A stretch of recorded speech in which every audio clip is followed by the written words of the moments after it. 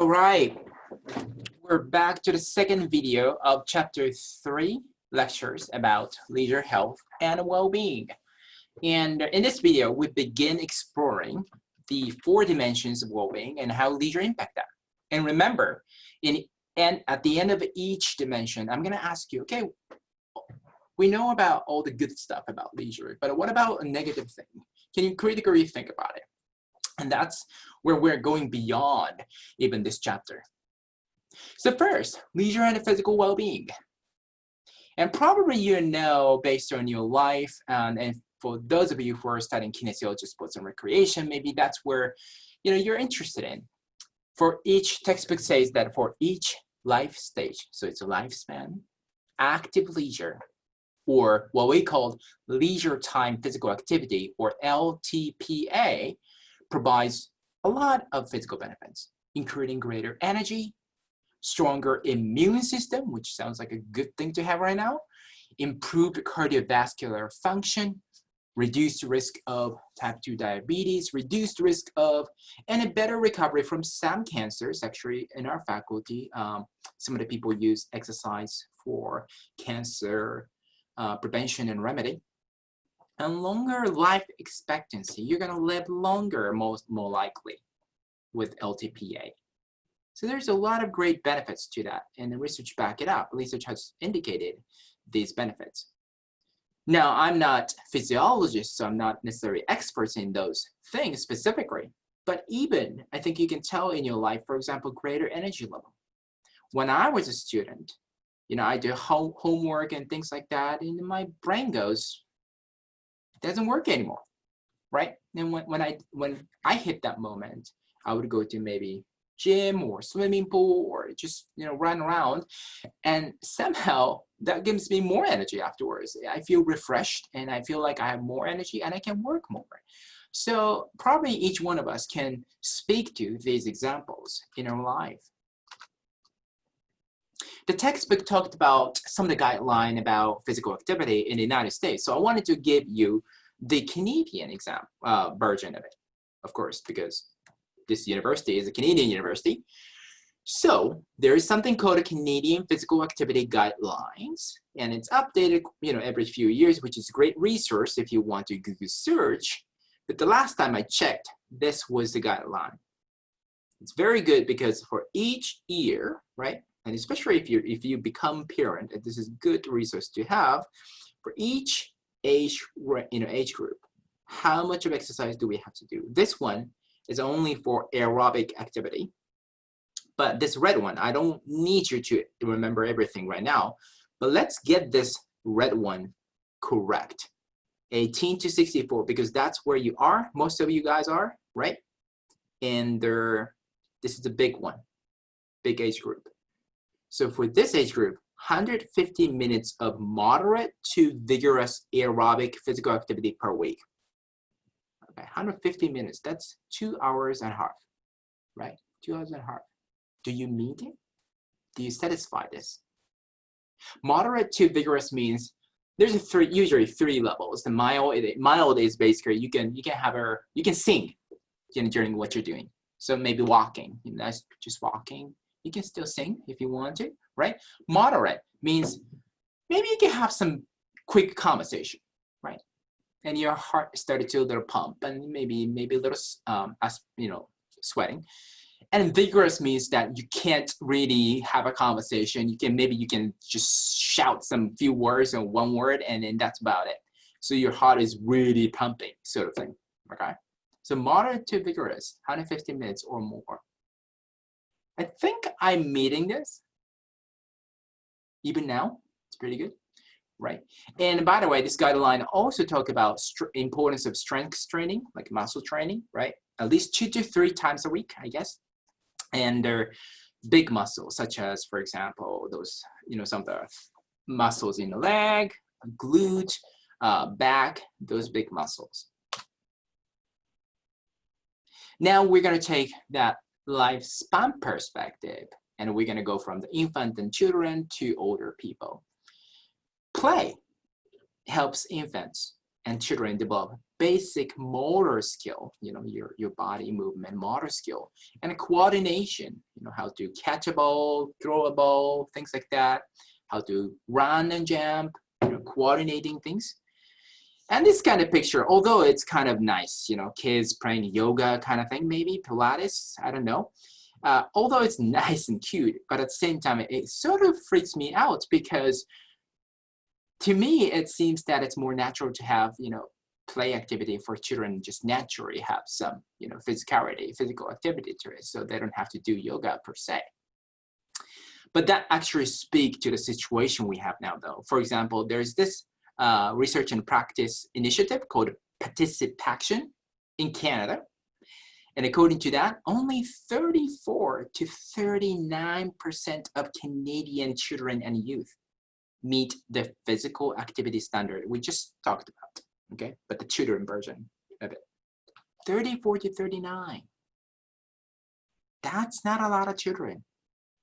That's not.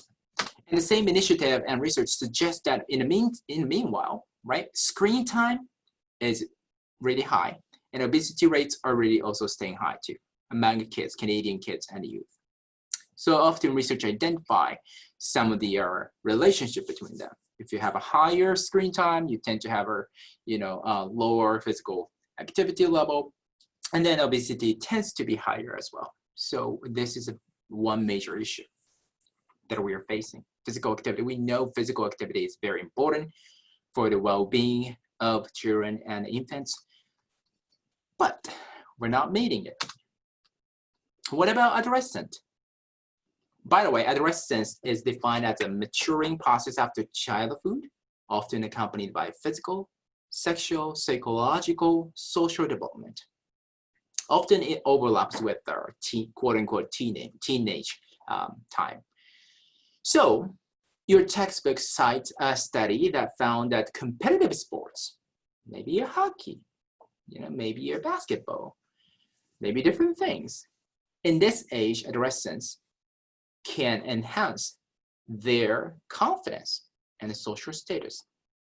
And obviously this depends on their success in sports to an extent, but also the environment, what kind of coach, what kind of peers, what kind of parents do you have. But it tends to, competitive sports tends to positively correlate with their confidence and social status. You can think about some other, in your high school, maybe people who are doing those competitive sports tended to be maybe popular.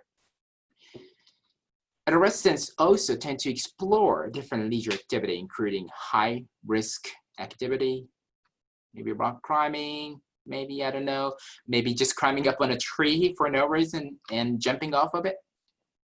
That's because, developmentally speaking, adolescent and grade school time is a time for industry, influencing your world, external world, and also really asserting your independence from your parents as well. And high-risk activity is one way to do that.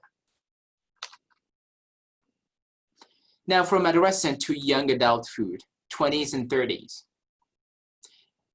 People peak in a skill-intensive activity, right? While reducing physically demanding sports. And this right side picture is me, yes. I'm playing badminton here, I guess. I was playing with the folks from a different university or something. And you may think badminton is like, oh, it's easy, it's recreational. But if you get into it really, it's really skill-intensive. Also it's very physically demanding, but you got to do it seriously to get there. Anyway, and I really enjoy it. I'm working on my skill. Can't do it right now, but I still try to practice at home and stuff. And 50s and on, it's important to do activity that can counteract declines in flexibility, muscle, endurance, as well as age-related disabilities. And that's what some of us do professionally. For example, if you want to be physiotherapist, you're using exercise. And most of the time, it's a leisure time activity, physical activity for your clients to mitigate some of the injury or prevent some of the injuries and illness. Another field that you can go into is recreational therapy, RT. That's also used, we don't necessarily use physical activity, but broader speaking, recreational activity for the same sake. Now we get here. Like I told you, I encourage you, I challenge you to think about critically, think critically. Is all leisure good for our physical health? And obviously, the answer is no. But can you identify example? And can you explain why that could be a good example here? Well, we talked about already some of those things previously. For example, we talked about screen time issue for children, sedentary activities, and many of them can be considered as leisure. For example, one study showed that extensive TV watching predicts obesity and diabetes in 6 years over time. Extensive TV watching. How many of us are binge watching Netflix right now? That's okay. It's a COVID. It's a pandemic, but there is that evidence too, and it's an issue. Risky activities. The chapter also talked about base jump here and there, but research shows that a 1 in 60 fatality, that's a death among base jumpers. That's a lot. That's a high chance to me, at least. Even not, do you know what base jump is? You can Google search, but base jump is like you wear that, like some sort of special suits, which has like a little wing here, and you wear a helmet, and then you jump off from the cliff. Yeah. And it's very dangerous because it's from cliff and it's kind of mountainous area. So there's a wind, a very strong wind sometimes, and you can just smack into the cliff and basically then you're almost, most guaranteed to die basically. So it's really difficult and it's very risky activity. 20,000 deaths due to illicit, illegal use of drug. And this is the United States though, okay? So I didn't have the national statistics in Canada, but 220,000. 100,000 deaths due to alcohol use in a year. That's also a lot of death, a lot of life, right? And then maybe this is higher even now. And these are also, again, considered to be leisure. And then finally, even the competitive sports we just talked about, yes, there may be some benefit, but also there is a problem apparently. Too early, too much of specialization into one sport, and especially competitive physical sport, can cause many problems, right? Specialization, by which we mean, for example, when you're like 5 years old, your parents already tell you to just choose one sport. And let's say you choose hockey, ice hockey, and you just do hockey every day. And weekend, you're going to some practice game with other city, or traveling to a tournament and that kind of life. It's crazy. I mean, it's a little crazy to me, but it could happen. Now, that could lead to, for example, physically speaking, injuries, right? Because your body is still developing. Then you started to use same motion, maybe your knee, you're bending, you're putting pressure in the same way again and again and again, hundreds of times. Then you wear it down and you get really severe chronic injuries. Burnout is another issue, although it's not really physical, but it speaks to the last emotional well-being issue. That you get a burnout. You don't enjoy the activity that you just loved before anymore because of too much specialization. So leisure is not really all good for our physical health. There is definitely benefits to leisure, a lot of leisure too, but there are negativity too. And if we can understand these negative impact as well, and we can control them, we can manage them, that's actually good for us, right? So this is also an important thing for us to understand and for us to think about negative impact. So that's what we're gonna do for the rest of the chapter. And I'm gonna probably, one more thing, sorry. Contact sports. Did you watch a movie called Concussion? Did you? If not, I strongly recommend. I love Will Smith. So there you go. He's there. And it's really, I think it's a good movie for Hollywood movie, I think. Anyway, this movie is about concussion, American football, NFL, right? And there has been some cases that football player retired, committed suicide. And we didn't really understand the reason why, but they shared some symptoms. And there's this person called Dr. Amalu. He's a medical doctor. He came in from, I think, somewhere from Africa. And he's a doctor in the United States. And he observed this the American football game for the first time. And then he was surprised by this line, for example, defensive lines and offensive line, they're crushing their heads together. And he immediately thought about, okay, what would it be the consequence of that to their brain?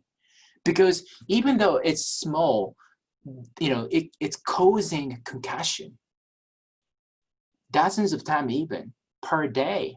And if you keep praying that, it keeps shaking your head, it could lead to some serious issue. And that's actually what happened to many of those football players who killed themselves. And that was shown by the research. And that symptom, that disease is called chronic traumatic encephalopathy, or more commonly known CTE. It's a big, big issue, big debate in NFL. And in NFL, I think finally admitted this is a thing, and this is linked to some of the suicide phenomena too. So it basically started to change the brain, kill the brain, and there's psychological phenomena to it too, that people started to change almost personality and get aggressive sometimes, and it started to reveal some symptoms like depression. I'm not a blame neurological researcher, so don't quote me on that. If you're interested in it, you can read the paper here and you can watch the movie. But again, contact sports, something that we think we enjoy, it entertains us, but obviously it's not good for our physical health. And it's not just football, rugby, potentially ice hockey, some of the ice hockey, many other activity. So that's why many schools right now have very strict concussion policy, that if you get a concussion, even minor, you cannot play for days or even weeks sometimes, right? Because we know the negative physical impact of those leisure activities. Okay, now that's the end of second video, and I'll see you in the third video.